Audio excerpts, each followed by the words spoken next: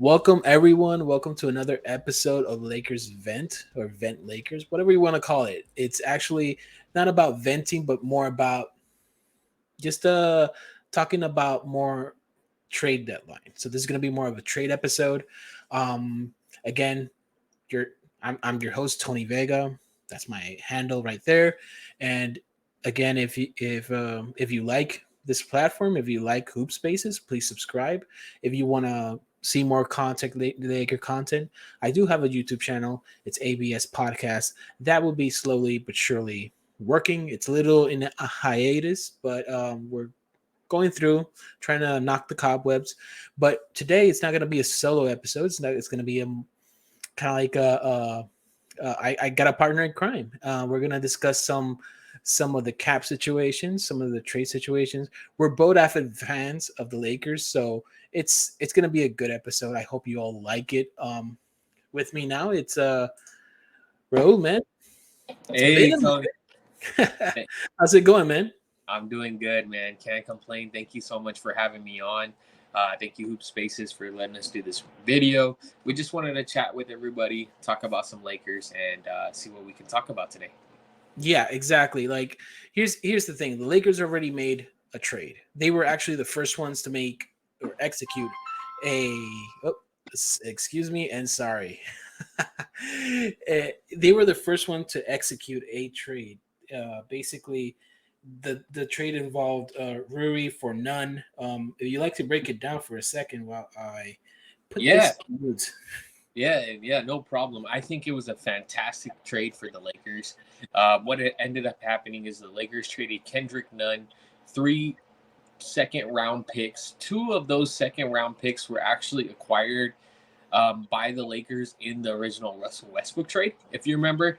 And then in exchange for Washington to give us Rui Hachimura. Rui is a power forward / small forward. He is 24 years old, I believe. He's a young wing. What had happened was, oops. Don't worry. It's technical difficulties, people, but let's move on.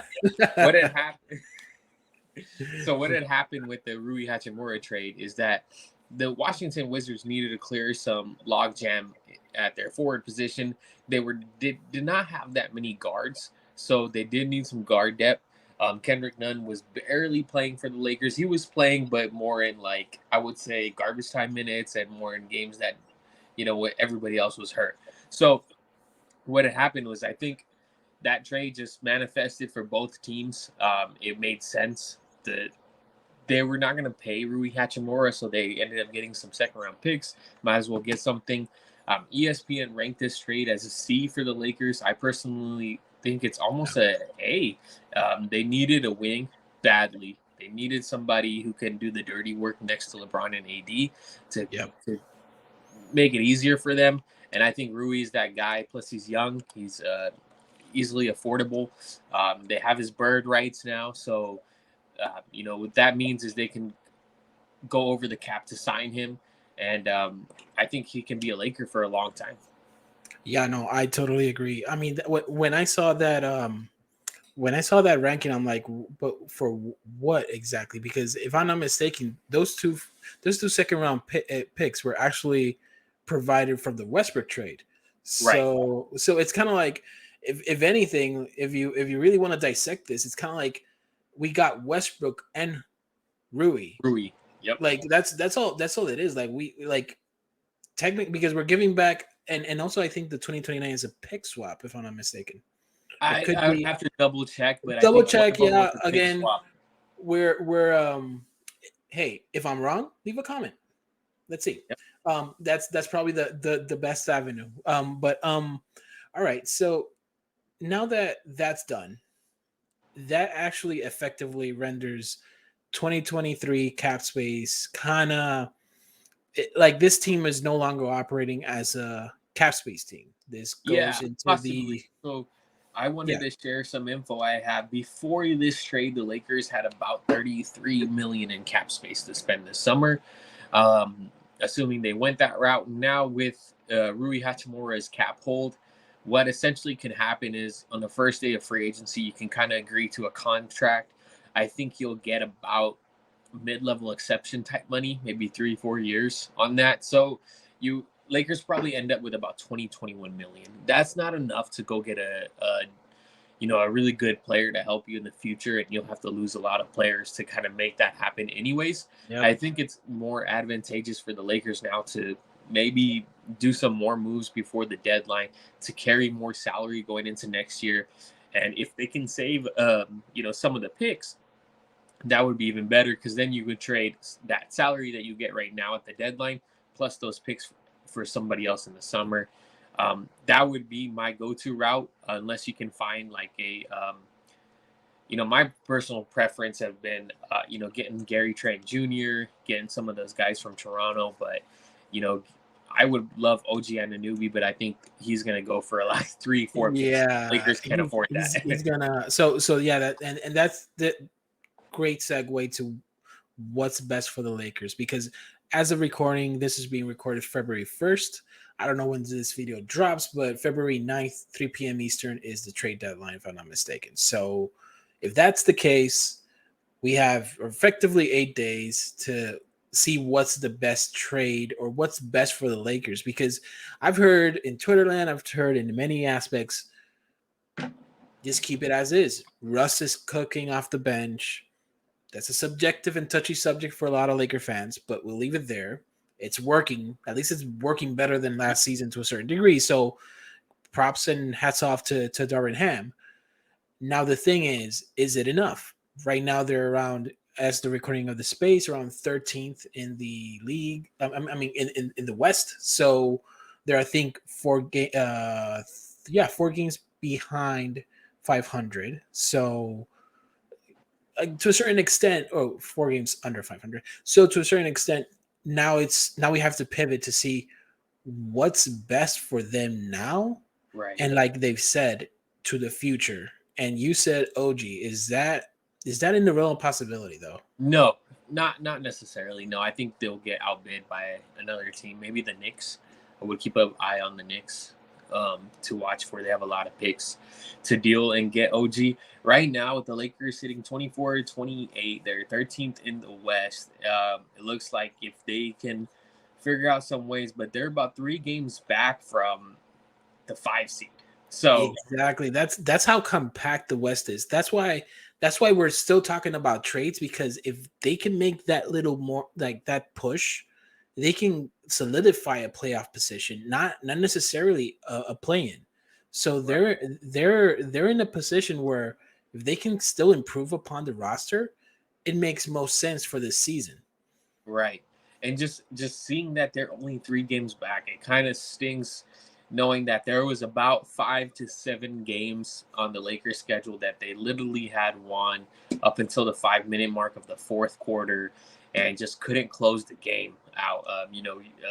If we can go back and dissect them, a lot of it was a lot of other teams are shot baiting Russell Westbrook. And it's when you have put a center on Russ, he's, for him being a former MVP, it's like disrespectful. Like, why would you put a center on me? I'm gonna shoot the ball. I'm wide open. This and that. But that's kind of playing into the other team's hands, and that's what they wanted. A lot of those games, if you rewatch a lot of those games, they just couldn't close the game.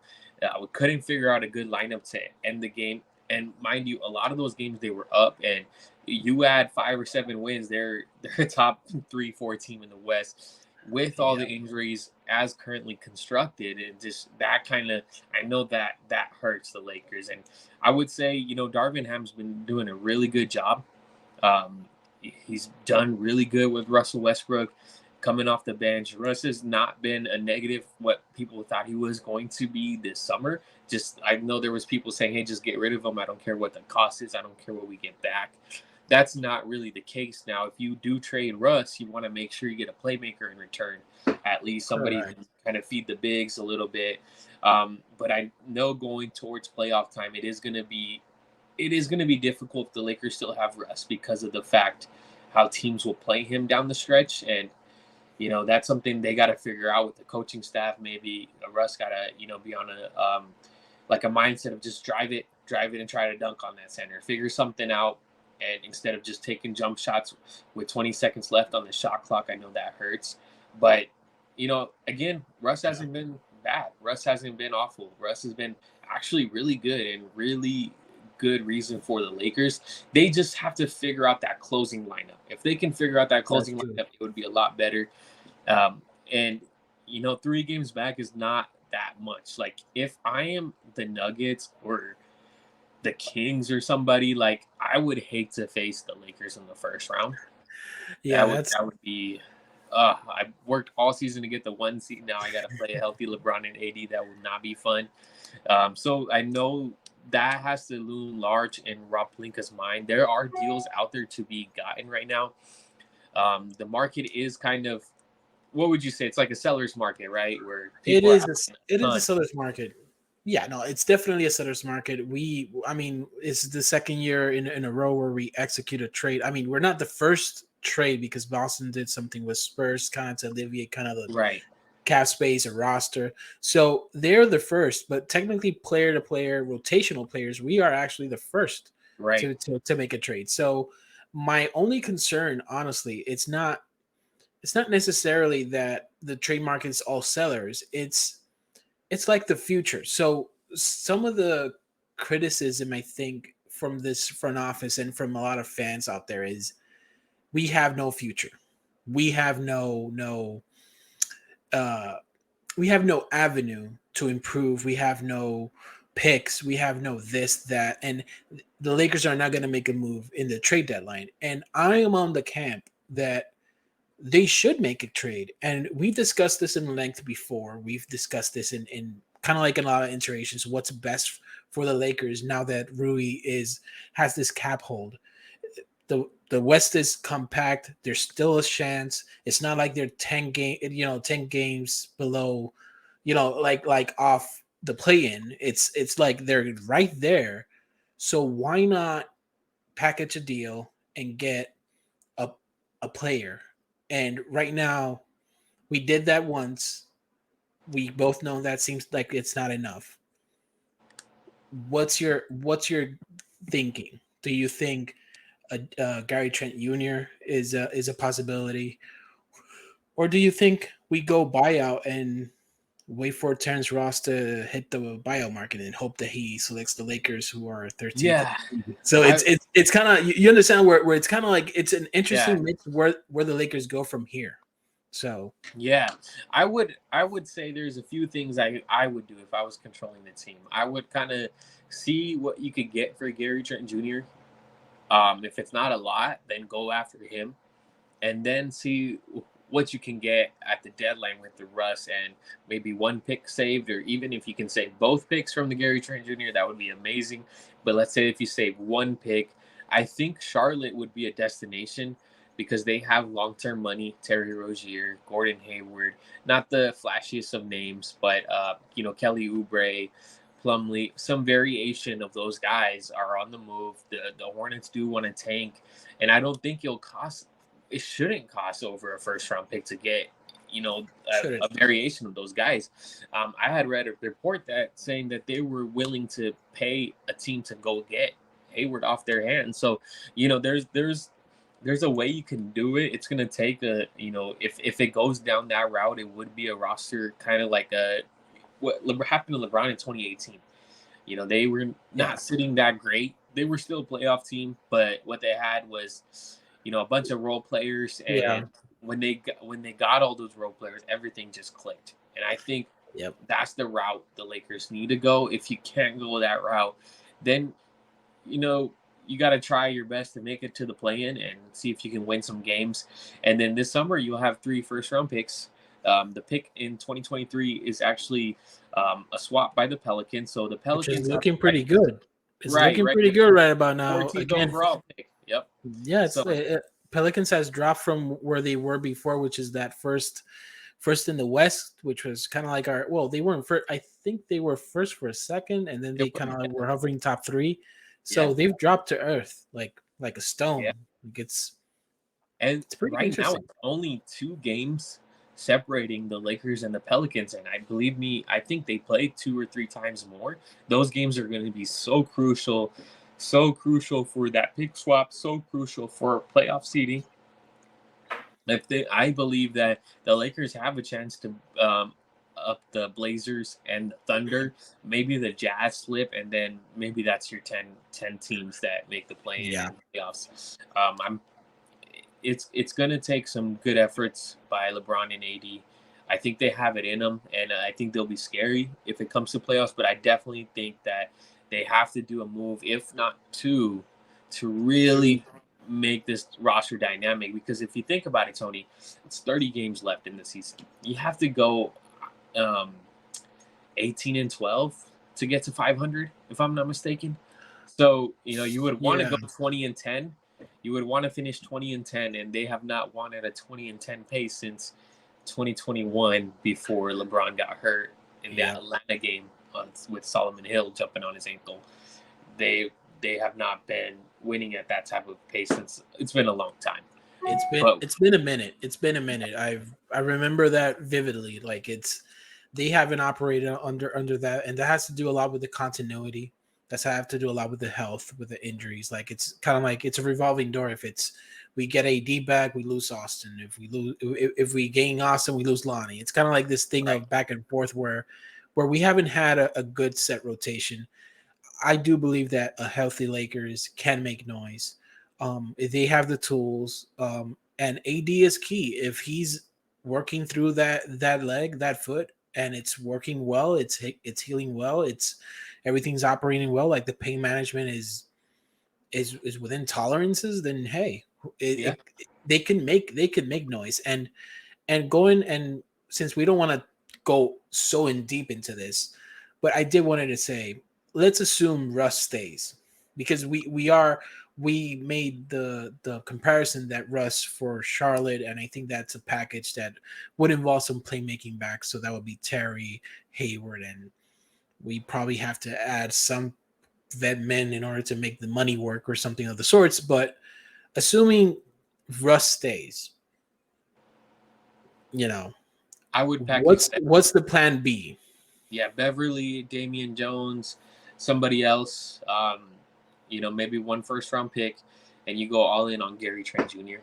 I think if you have a lineup of Schroeder, Gary Trent Jr., Rui Hachimura, LeBron, and AD, that's a really good dynamic five.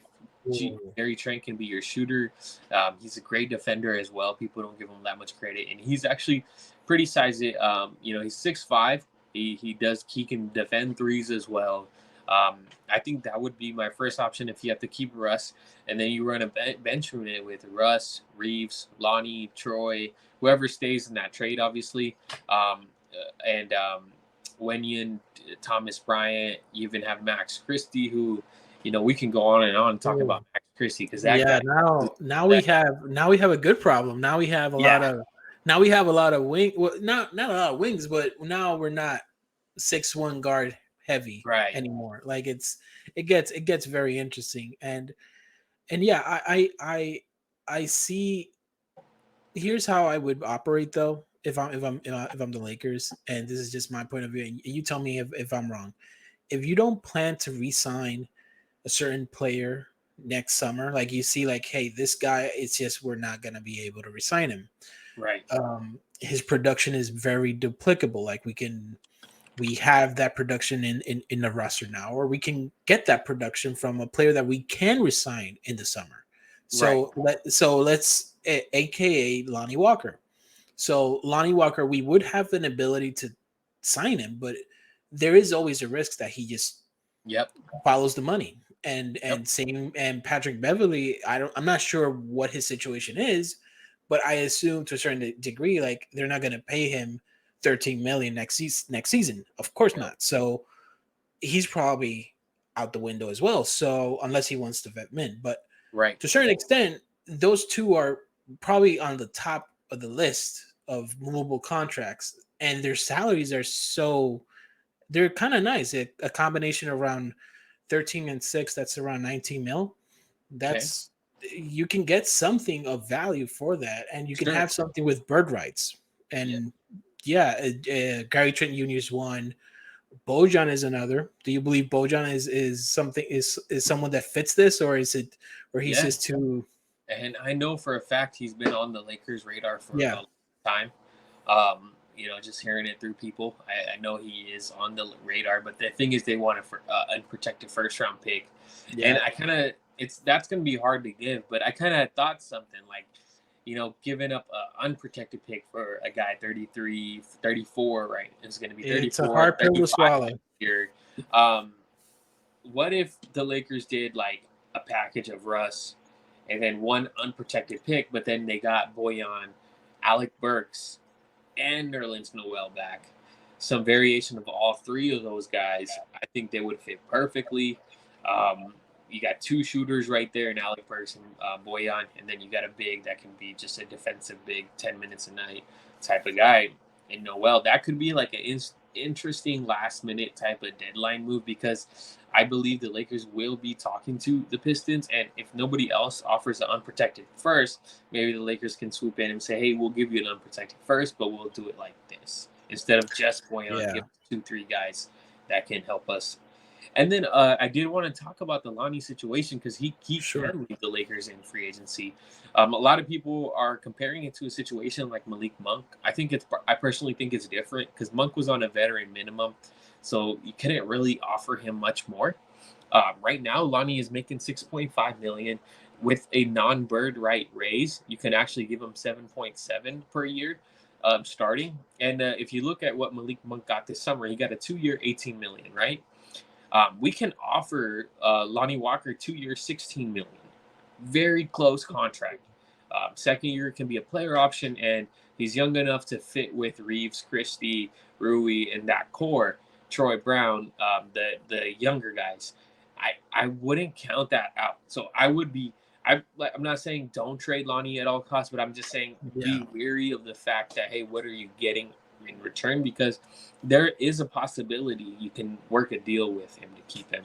Because 2 years, 16 million is pretty close to what Malik Monk got, and there's a lot of the teams that will have cap space this summer are going to be a lot of rebuilding teams.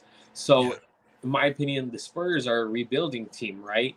And they had just let Lonnie walk. They had really no interest in the guy. So, if that makes sense, then I don't think other teams will have that much interest that have cap space. So maybe he is a Laker. So that's what I'm saying. Like I wouldn't throw him in any trade we make just to throw him. It has to mean if you get Gary Trent Jr., yeah, sure. That guy will fit. That guy will have exactly. bird rights. That guy will Yeah, you can extend him, give him a 3-4 year deal and give him the money he wants because he's so young and he'll fit long term next to AD as well. And LeBron, I think that would be my ideal one pick move. And you have Russ off the bench because you never know. Any given right night, Russ can go off. Russ can have a 28-8 game any given night. So if you yeah, have that type of firepower off your bench with Gary Trent Jr., who can now give you 20 or 30 any given night as well, you have Rui, who's going to be a staple, have LeBron, have AD. Now you're cooking with a lot more pieces than you did this starting this year. yeah. No, I agree on that, and that is a good point about Lonnie. People are quick to dismiss him because, again, like you said, Malik Monk 2.0. Right. But again, if it all depends on what the Lakers want to do. Like it really depends on, do they want a flexibility? Do they not? Do they view Gary Trent as a target for the free agency? Because regardless, he needs to opt out. Like it's not like Right. he can extend, if he wants the money that he wants for the length of time that he wants. So it's an interesting predicament, but I did want to leave it there. I don't want to have like an hour long video on this. But again, the trade deadline is 9 days away. I think 8 days away now. So things are about to get spicy. Yeah. I do, I do appreciate you, Ro. We always go back and forth on messaging, talking about cat space. Like I have this idea, he tells me no, do this. Okay, cool. So we are both kind of like, we love the cap. We love kind of like talking about the numbers. We are kind of like a geeks when it comes to that. But if you believe that we are off in our numbers, if you believe that we are saying something incorrect, I want you to leave a comment below. I want you to follow us, follow the platform, leave a like, share the video, because honestly we want to grow. And Yep. if you like this, it doesn't cost you anything. It's to click. Yep. And thank you for watching Hoop Spaces, and thank you for watching this section of Lakers content, Lakers vent. And appreciate you, Raul, and I appreciate everybody listening and tuning in. Yep. Thank Thank you. you all. Thank you, Tony. Have a good one. Thanks.